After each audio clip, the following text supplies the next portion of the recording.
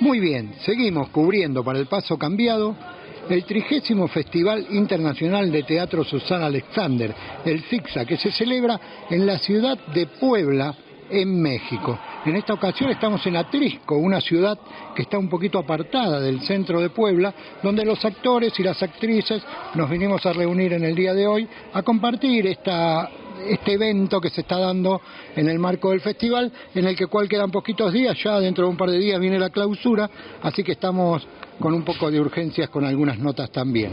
En este caso estamos con Luis Cueva, de Machala, Ecuador, provincia del Oro, la capital bananera del mundo, dice Luis, que es el lugar donde él habita, ¿no? Y Luis es actor, titiritero, director de teatro y dramaturgo, a quien le damos la bienvenida y el agradecimiento por acudir al llamado del Paso Cambiado. Hola Luis, ¿cómo estás? Bien, gracias a ti, Claudio. Pues, y por los caminos estos del arte, trabajando. Muy importante el hecho de que nos hayamos reunido acá, trabajadores de la cultura, de que de una u otra manera nos conocemos y sabemos cuáles son nuestros objetivos, nuestras metas, por qué es lo que estamos luchando y qué es lo que hacemos en definitiva. Es reconfortante, te digo, porque el hecho de mandar pueblos, que es lo que hace un festival de teatro, esto enriquece personalmente, no solamente en la cuestión social, sino también en la cuestión intelectual, ¿no? El poder de partir o compartir las cosas con el resto de actores, de directores, de personas que se encuentran en el trajín, es beneficioso el cambiar las experiencias y saber por qué rumbos vamos y qué es lo que hacemos en definitiva, de tal manera de que de una u otra forma los puntos coincidan, de que las metas en grupo sean posibles y podamos avanzar y el trabajo no sea simplemente unos por un lado y otros por otro lado, ¿no? No, por supuesto, ¿no? Y siempre lo que se apunta es al trabajo colectivo para que la gente tome conciencia y para que el trabajo, en definitiva, llegue a los lugares donde tiene que llegar. La primera pregunta, así como quien no quiere la cosa, es un poco obvia, ¿no? ¿Cómo llega el teatro a tu vida? Buena pregunta. Yo empecé en la escuela, digamos, a hacer teatro, ¿no? Cuando yo estaba en tercer grado de básica, una profesora me metió alguna representación de las famosas veladas escolares que se hacían en aquel tiempo en mi pueblo y no sé, me agarró el bichito de aquello y me quedé con eso. Terminé la escuela e hice unos 2 o 3 espectáculos allí en la escuela, pero luego cuando ya estuve en la adolescencia, en los 14 años más o menos, un director de teatro llegó a mi ciudad y armaba el primer taller de teatro convocado por la universidad. Y entonces vi la oportunidad de poder entrar y desde la primera clase me enganché. Desde los 14 años aún sigo acá trajinando en las tablas o frente a las tablas. Bien, sí, lo que vemos nosotros de tu trabajo es que inclinaste tu trabajo, no sé si es esta etapa o fue siempre, ahora lo vas a decir vos, un trabajo hacia los niños, ¿no? El de titiritero, que es un trabajo bastante especial, que intenta abrir conciencias y que todo el mundo entienda lo que pasa entre varios personajes que son títeres. ¿Cómo llegaste a darte cuenta que lo que te interesaba era hacer ese trabajo? Claro, yo como director del Teatro Experimental Universitario tenía a cargo en realidad el grupo de teatro de la universidad, pero sucede de que hace más o menos unos 20 años, 22 años, vi la necesidad de poder convocar a un festival infantil de teatro, porque los niños son los que más necesitan estar en contacto con las artes. De allí cada cual agarra su inclinación por cuál de ellas se va. Y entonces creí importante implementar este festival de teatro para los niños de las escuelas. Y claro, como organizador del festival, organizaba primero a los profesores para darles clase para que sepan cómo formar un grupo de teatro y puedan ellos trabajar en cada institución. Y luego también solía dar clases a los niños para que los niños se desinhiban un poco y puedan entrar a trabajar con los profesores de cada escuela. Bueno, el hecho es este de los festivales, me llamó la atención y creí conveniente de que además del grupo de niños o infantil era necesario, imprescindible el hecho de también fomentar los títeres, porque los títeres son un arte que llega mucho más directo, mucho más rápido, se lo comprende mejor, permite la interactuación entre los títeres y los niños y permite abordar temáticas que de pronto serían un poco más difíciles tratándolas desde otro punto. Entonces los títeres como que les dan un poco de facilidad al tema para tratarlo con los niños y poder establecer el vínculo o poder conseguir los objetivos que uno se propone con eso. Ese fue el asunto inicial con los títeres fundamentalmente, que ya llevo más o menos unos 12 años trabajando con títeres. Las obras que represento siempre son de mi autoría, de igual manera los muñecos los construyo yo mismo, porque los muñecos, pues como siempre digo, son mis hijos, son las extensiones de lo mío y no podría manejar muñecos extraños que no fueran los míos, porque están concebidos en la medida en lo que quiero hacer, quiero lograr y con el público. Es por eso que los hago yo. Y como te decía, yo mismo planteo igual los textos o las obras escritas de los títeres. Claro, es un poco como un ritual, ¿no? Esto de que cada titiritero arme sus títeres o tenga sus propios muñecos, digamos, es más como una cuestión de sangre entre lo que uno produce y lo que después va a mostrar. Sí, te digo porque como que es mucho más íntimo, como que te relaciona mejor el hecho de que tú los concibes a los títeres y los haces de tal manera de que funcionen a como tú realmente quieres, que es difícil encontrar un títere hecho en alguna parte de acuerdo a tu concepción de montaje de obra. Entonces el asunto está precisamente en eso, ¿no? Darle las características necesarias que uno quiere lograr para poder llegar mucho más fácil hacia los niños, ¿no? Porque el títere tiene que cobra vida naturalmente en el escenario y tiene que verse ese reflejo pues de lo que tiene vida en las reacciones o en la interactuación con los niños. Bien, vamos a ir inclinándonos un poquito más hacia, seguimos con el tema del arte, pero también hablando un poquito más de política, y en este caso el programa El Paso Cambiado, te contamos Luis y le contamos los oyentes y las oyentes ya lo saben, es un programa político-cultural, con lo cual nosotros nunca dejamos afuera la política y en este caso nos resulta interesante de dónde vos venís y demás. Pero antes de ir a una pregunta que tiene que ver con tu tierra y con la importancia de un producto tan importante como es un producto como la banana, nos gustaría saber cuál es el vínculo que vos le encontrás al teatro con la política. Buena pregunta, ¿no? Fundamentalmente yo creo, ¿no? Siempre todo acto que hacemos es político. El asunto está en definir exactamente lo que haces, hacia dónde vas, ¿no? Entonces uno elige pues a qué lado inclinarse o qué lado le es más favorable. Cada cual tiene su conciencia formada, cada cual tiene sus gustos y preferencias y de acuerdo a eso reacciona.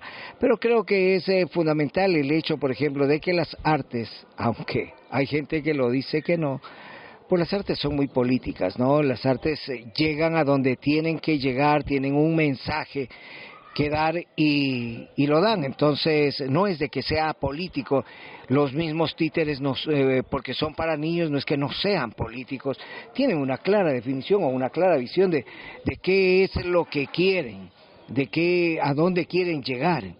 Entonces depende pues de la formación o del criterio que tenga el titiritero, ¿no? Claro, bien.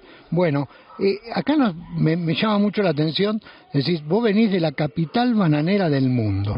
Cuando uno piensa en un producto como la banana, un producto que produjo mucha explotación en el hombre, ¿no? Desde la época de la conquista o cuando vinieron después los empresarios a hacerse cargo de los sectores productivos de Latinoamérica.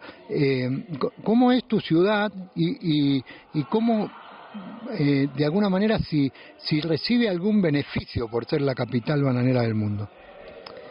Bueno, mi ciudad, como todas las ciudades que tienen algún boom, se formó por la migración de la gente, ¿no? En algún momento conversábamos entre nosotros en que son ciudades sin identidad, ¿no? Cada grupo tiene su propia identidad, pero la ciudad como tal, como conglomerado, no tiene una identidad que la represente. Porque son grupos migrantes que llegaron en determinado momento por el boom del banano, por el boom del camarón, por el boom del cacao y por el boom del oro, ¿no? Claro. Concretamente con lo del banano, claro. Algún escritor decía alguna vez, el banano no es amarillo, es rojo porque está desarrollado con la sangre de los trabajadores. Y de alguna manera esto es cierto, ¿no? Y yo creo que esto pasa en todas las empresas, en las multinacionales y todo esto, de que hay una explotación pero bárbara contra la gente que lo produce, ¿no? Entonces la gente que lo produce no recibe nada y la gente que simplemente lo comercializa se lleva todo el dinero o el mérito, ¿no? Eso mismo pasa en el oro, ¿no? Existen grandes plantaciones de banano, de hecho son millones de toneladas que se exportan al año y no se ve ningún beneficio reflejado en la ciudad realmente, ¿no? Porque la ciudad sigue todavía aún con sus calles polvorientas, con sus tendidos en la calle y cosas por el estilo, ¿no? Pero los que son dueños de las empresas, pues son los que usufructan de todo el trabajo que hacen la gente que mantiene los cultivos. Entonces, yo creo que esto pasa en todas partes, ¿no? Donde debe quedarse el dinero nunca se queda, nunca permite el desarrollo de aquellos espacios en los cuales se genera, sino que más bien los pauperiza, ¿no? El asunto mira, ya que estamos hablando de la provincia del oro, el asunto es de que cuando en Portobelo, que es un pueblo de la provincia, tenía el boom del oro, la empresa minera, que era una empresa norteamericana, tenía moneda propia, ¿no? Entonces les pagaban los trabajadores con esa moneda y los trabajadores en donde podían comprar era en la tienda de la empresa y la pulpería que daba también era de la empresa y entonces solamente podía gastar el dinero en el comercio de la empresa y entonces el negocio era redondo, ¿no? El trabajador nunca ganaba nada realmente y era cada vez más explotado. Bueno, y eso pasó con todos los booms que te decía, por ejemplo el del camarón aún sigue en auge y el Ecuador es uno de los principales exportadores de camarón al mundo, ¿no? Igual que el cacao, aunque el cacao ha bajado un poco, pero a pesar de estas riquezas que tiene, a pesar del trabajo laborioso que hay allí, lo único que se mira es, claro, edificios más grandes, empresas más grandes y nada más, o sea, pero la gente sigue en la misma condición, no ha cambiado su condición económica, esa es la verdad. Claro, un poco de similitud. Ahora te vamos a preguntar si te acordás el nombre de la empresa norteamericana. En Argentina, Luis, te contamos que existió la Forestal, que era una empresa que también estaba por el tema del quebracho, en el norte de Santa Fe, en el límite con el Chaco, por ahí, y la Forestal tenía los mismos métodos, ¿no? Y hasta tenían su propia policía o su propio ejército. Era un país como dentro del otro país, ¿no? Digamos, pareciera como que, bueno, los métodos de explotación siempre fueron los mismos hacia el hombre, y el hombre para el hombre siempre fue un lobo, ¿no? Si no recordás el nombre de la empresa no importa, pero es para contarle a las oyentes y a los oyentes que en todos lados a lo largo de Latinoamérica, no solo fue en la época de la conquista, la matanza, sino que después de la época de la conquista, del saqueo del oro, de la plata y demás, vinieron todas estas explotaciones quisieron que los pueblos nunca pudieran crecer como pueblos y sí fueran sometidos por siempre, ¿no? Claro, la empresa, las siglas de la empresa eran SADCO, eran siglas de un nombre inglés que tenían, ¿no? Entonces, esas eran las siglas, SADCO. Bien, bueno, ¿cómo es la situación actual de tu país y de tu provincia en particular, en la economía, en lo político? ¿Estás contento con lo que ves en tu país? No creo que nadie puede estar contento con lo que le pasa en cada sitio que vive, porque uno siempre anhela de que los pueblos avancen, de que los pueblos crezcan, de que la educación se mejore, de que la salud mejore, pero no hay tal, ¿no? De que las fuentes de trabajo existan. Y más vale con esto de la pandemia todo se redujo a cero, ¿no? Y estamos prácticamente viviendo de miserias, ¿no? El problema fundamental es de que penosamente todo lo que se produce en el oro no se queda en el oro, salen los capitales y es muy común de que gente que tiene bananeras o camaroneras las regenten desde el exterior, ¿no? Entonces tienen todas sus propiedades en el exterior, su dinero en el exterior y el beneficio dentro de la ciudad es cero, te digo, o sea, no hemos crecido como ciudad a pesar de que pomposamente tenemos el título de capital bananera del mundo desde hace 40, 60 años, 63 años más o menos, pero no es tal, ¿no? O sea, es solamente el nombre, el título, porque el desarrollo de la ciudad, como te decía, todavía tiene calles polvorientas, todavía tiene tendidos comerciales en la calle y nada más. O sea, entonces, no hay ninguna reversión de lo que se produce en la ciudad. Bien, para cerrar el tema de la política y pasar a un tema un poco más personal y profundo con tu trabajo, ¿crees cuál es la salida a esto que vos estás diciendo, que es la misma problemática que viven muchos pueblos de Latinoamérica? Bueno, yo creo que la salida son las leyes. Lamentablemente las leyes dicen que se hicieron para pisotearlas, violarlas, no aceptarlas o cosas por el estilo. O sea, debe haber una ley tal de que permita de que el dinero que se produce dentro de un territorio quede una parte dentro de ese territorio precisamente para desarrollo del mismo. No puede ser de que los trabajadores de una empresa vivan en la miseria y la empresa crece y crece y crece y cada vez se hace más grande mientras la gente cada vez se hace más pobre. Entonces yo creo que si no se revierte lo que produce la provincia como tal dentro de la misma provincia, bien difícil de que las ciudades avancen, crezcan y se desarrollen, pues, ¿no? Bien, ¿crees que es una cuestión de leyes gubernamentales o es una cuestión lo podemos plantear como una cuestión de rebelión popular? Yo creo las dos cosas, creo, ¿no? Lamentablemente vivimos en una sociedad en que está estandarizada por leyes y hay que reglamentar.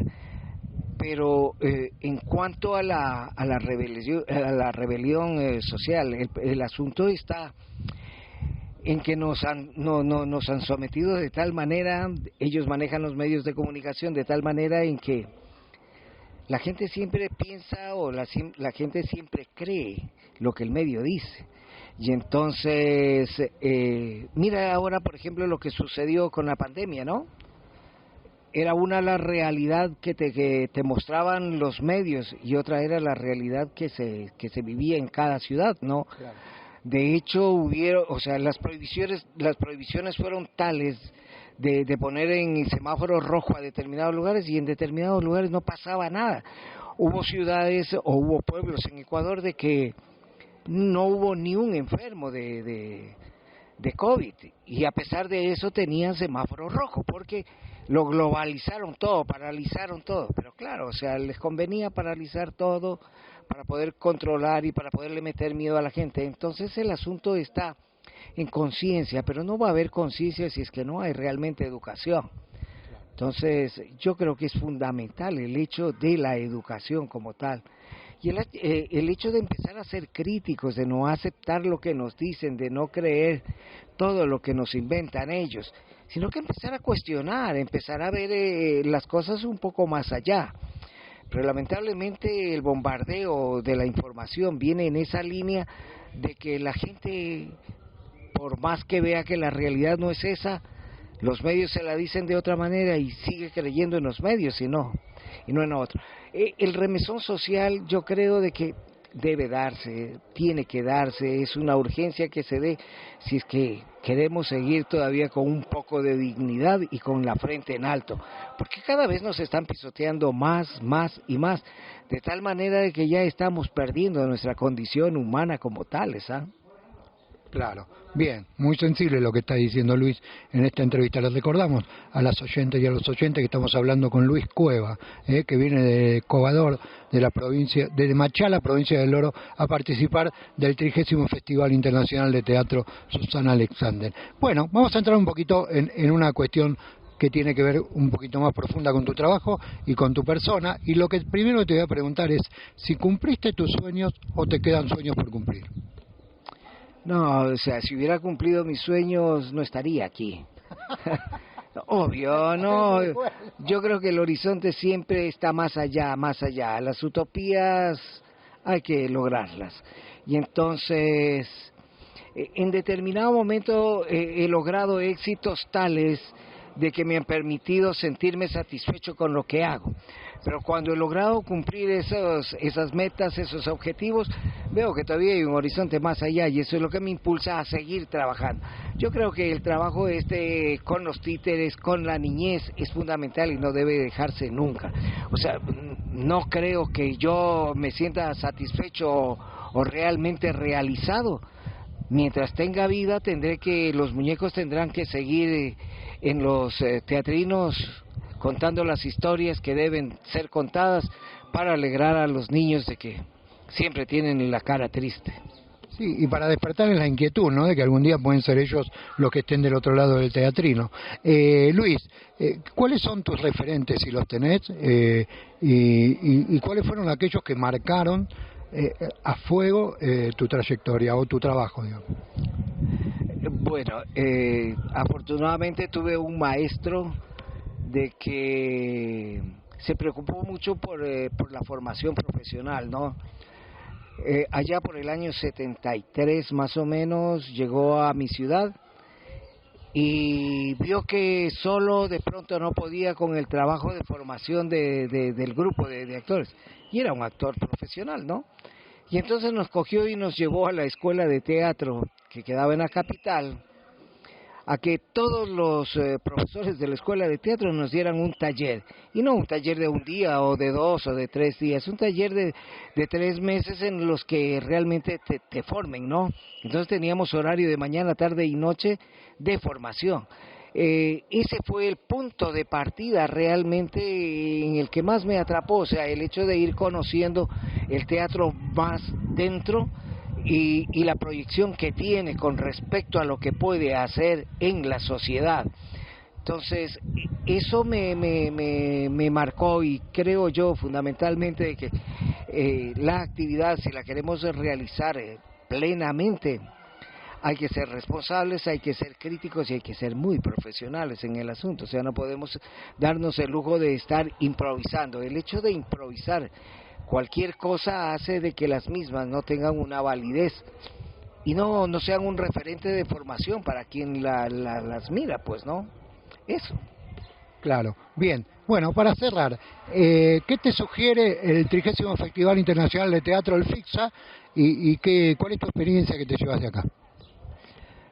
Fundamentalmente es lo que te decía yo al comienzo, ¿no? Estos encuentros, esta hermandad, ese reencuentro que hay entre los artistas que de una u otra forma nos conocemos, y gente que se integra más y el grupo cada día se hace más grande, y entonces las ideas crecen y el pensamiento vuela y se pueden hacer muchas más cosas, ¿no? Tú sabes que siempre, mientras más mentes estén pensando, pues los proyectos son cada vez más grandes. El asunto de los festivales a ese nivel es muy rescatable y yo creo que hay que seguirlos manteniendo en esa línea, ¿no? De que permitan el reencuentro, de que permitan el intercambio, de que permitan una formación, porque, oye, uno aprende todos los días allí, y más aún en estos encuentros, cuando tú te topas con gente de diversas partes que tiene nuevos criterios, nuevas formas de mirar las cosas, y entonces uno aprende definitivamente. Yo creo que hay que seguirlos manteniendo, hay que seguirlos fortaleciendo fundamentalmente, y expandiéndolos un poco cada vez más, ¿no? El hecho de que salgan, se salga del territorio que inicialmente uno empieza, sino que se agranden un poco más, que abarquen más espacio, de que lleguen a otros lugares donde no se ha llegado antes. Y esto permite precisamente la afluencia de, como te digo, de los grupos de que se encuentran en estos eventos. Y eso me enriquece mucho a mí, el hecho de poderme encontrar, de poder departir, de poder compartir con la gente de teatro, ¿no? Tú sabes, yo al menos creo que es la mejor escuela que puede tener un hacedor de cultura. Bien. Muchas gracias, Luis, por estos momentos que nos diste y esperemos encontrarnos en otro festival o por ahí dando vueltas por la vida. Gracias a ti, Claudio, ha sido un gusto reencontrarnos por acá y buena vibra, buena suerte y buen camino. Bien, estuvimos hablando con Luis Cueva, que es de Machala, Ecuador, provincia del Oro, la capital bananera del mundo. Actor, titiritero, director de teatro y dramaturgo. Bueno, yo me despido de este momento del Paso Cambiado y hasta la próxima nota. Abrazo para todos y todas.